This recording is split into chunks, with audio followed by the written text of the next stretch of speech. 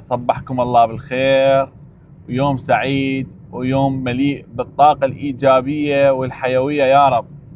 أتمنى لكم الصحة والعافية والرزق دائما.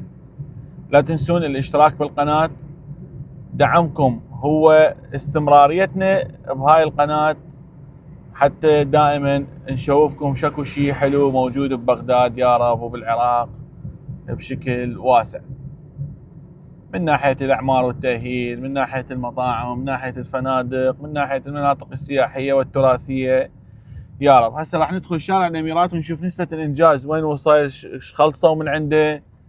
أنا وانتو راح نستكشف هذا الشيء يا رب. شوف هاي أول ما تدخل شارع الأميرات، هاي بداية الشارع. شوف قاشطي طبعا السايدين مكشوط الشارع حتى يتبلط.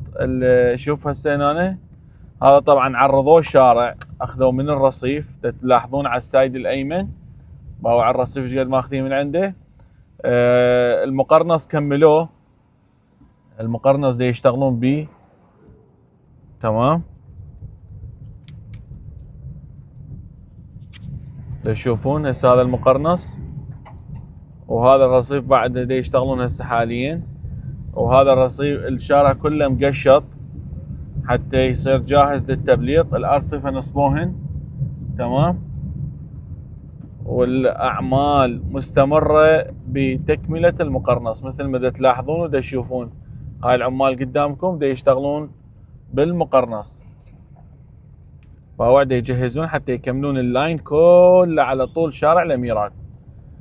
طبعا بالسايدين، السايد الايسر دا يشتغلون بالعفو بالرصيف، دا يخلون الرصيف حددوا المسافه مالته مثل ما دا تشوفون. باع الاليات جاي تشتغل، الاليات جاي تشتغل حتى تحدل وتخطط للرصيف تمام.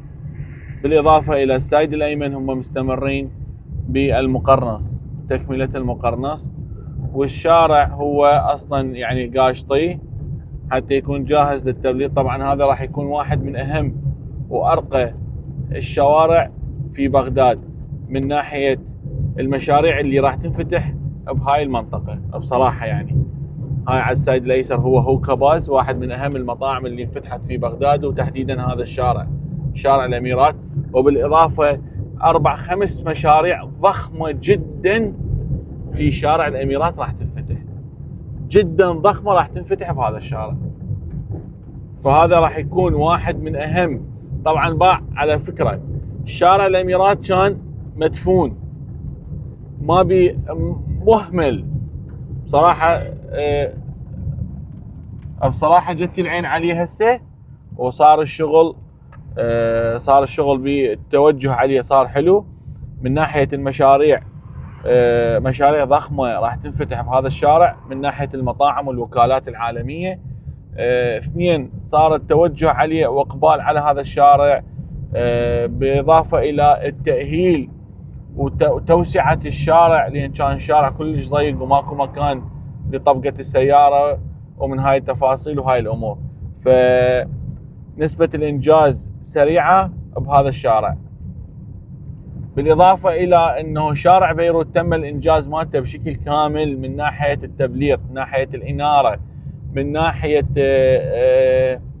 ناحيه الاناره والتبليط والارصفه وصبغ الارصفه. كمل الشارع بشكل حلو. صار اكو بعض الملاحظات ما منجزه لحد الان. الاستدارات، الجزره الوسطيه ما مهتمين بها بصراحه لحد هاي اللحظه. شنو السبب ما اعرف، جزء بعد الانجاز ما كامل. هذا شارع الاميرات مثل ما تلاحظون الاعمال مالته مستمره داخل شارع الاميرات. بصراحه نسبه الانجاز سريعه تمام، والاشخاص مهتمين بهذا الشارع مثل ما قلت لكم، لان اكثر الوكالات العالميه، المطاعم العالميه هي موجوده وراح تفتح بهذا الشارع بصراحه. فالشارع قاشطي. الجزره الوسطيه ترتبت بقى فقط الزرع من ناحيه الاناره تمام. السايدين الارصفه مهتمين بها ودي يشتغلون عليها.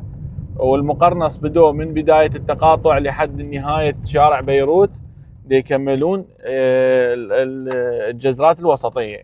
وبالاضافه الى المقرنص مال الامام المحلات، المقرنص مال الطريق. تشوفون هسه هنا حادلين الشارع على السايد الايمن، مثل ما تلاحظون حادلين الشارع على حسب الاصول، وسووا المجرى مال المقرنص.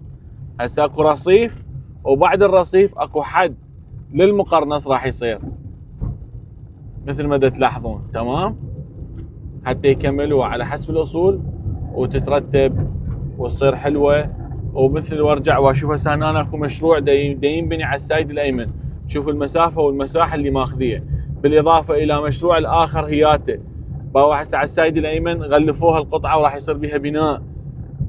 تلاحظون المشاريع اللي جاي تصير بهذا الشارع ما منجزه لحد الان، صحيح ما منجزه، بس بدت الاعمال بيها. ليش صار التوجه على هذا الشارع؟ لان واحد من اهم الشوارع في بغداد راح يصير، وقولوا خالد ما قال. هذا طو مجال بعد سنتين شوفوا الوكالات اللي راح تكون موجوده بهذا الشارع بصراحه. شوف بس هذا واحد من اهم الوكالات اللي راح تكون موجوده، باع نسبه الانجاز تقريبا 90%، كل شيء تم نصبه. اتوقع مطعم ضخم جدا، بالاضافه الى هذا المكان ايضا هو كباز، واحد من اهم المطاعم اللي صارت موجوده في بغداد بصراحه، ايضا يظل فاتح 24 ساعه.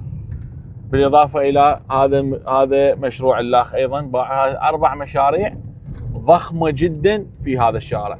تشوفون الاعمال مستمره بشارع الاميرات مثل ما تلاحظون. هسه باعوا شلون الرصيف، هذا الحد يسووه مال مقرنص، راح يصير مقرنص هنا ويترتب الرصيف على حسب الاصول.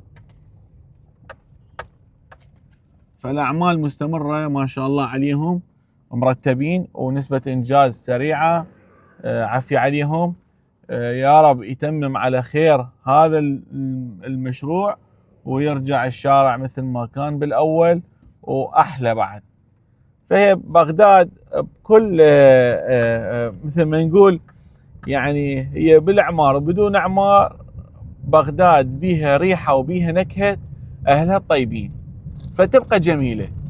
شوف هسه اني من نطلع ناخذ جوله مثلا بالمناطق الشواكه، تمام، ودرابين الشواكه درابين متهالكه وتعبانه ومن سنين، يعني الله اعلم ايش قد عمرها، تمام. من تفوت تفتر بيها تلقى ريحه بغداد، تلقى جمال بغداد، تلقى هاي المناطق الشعبيه ولمه العائله وبالدربونه والعصريه يسامرون ويقعدون يشربون استكانه شاي واحد قبال الاخ. هاي جمال بغداد.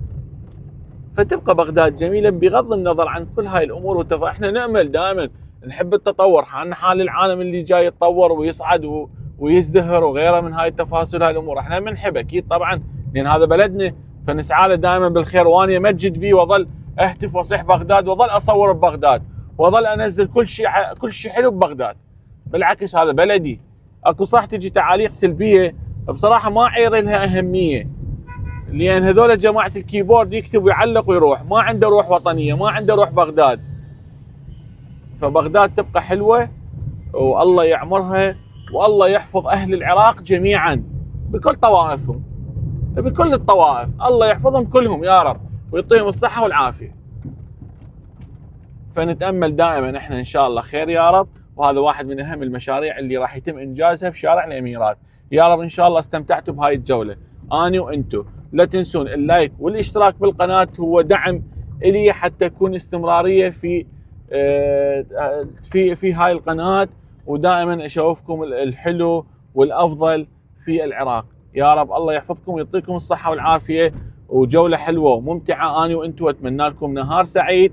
حياكم الله، اخوكم خالد البياتي، مع السلامه.